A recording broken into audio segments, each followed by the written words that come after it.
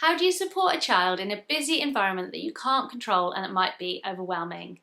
This is something that's happened to most parents, particularly the parents of autistic children, and is commonly happening in places like shopping malls or motorway service stations. And you've got to go in there, and it's really less than ideal from a sensory point of view, and it's likely to be difficult for your child, and balancing the need to go and your child can be really tricky.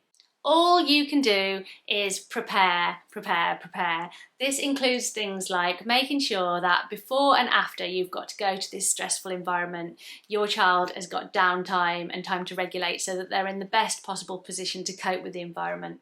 Make sure that you always take out what you can to mitigate sensory challenges. This might be noise cancelling headphones or sunglasses or fidget toys to make sure that you're covering anything that they might need. Another thing to consider in these environments is levels of hunger and food, because being hungry doesn't make any of this any better, and we often find ourselves caught in these places at meal times. There might not be, if your child has issues around food, there might not be the food that they want there. So I think it's also always a really good idea to say take snacks and a lunch if you need to. Another idea is to do visual stories before you go to the place. Some places, often theatres I've noticed do this, have a visual story about the location on their website with pictures or even videos so that your child knows exactly what to expect when they get there.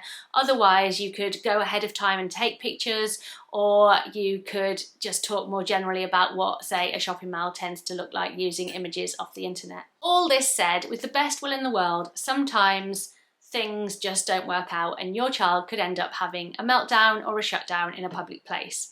And I think it's really important in those times to recognise that the process of learning to support an autistic person is definitely going to be one of trial and error, noticing when things go wrong and figuring out how you might do things differently next time for a better outcome.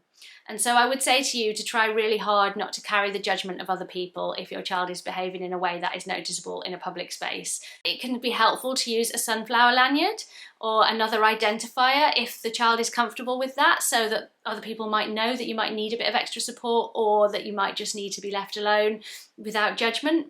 And try to only focus on what's happening in that moment and not what anyone around you might be thinking, because that really isn't your problem.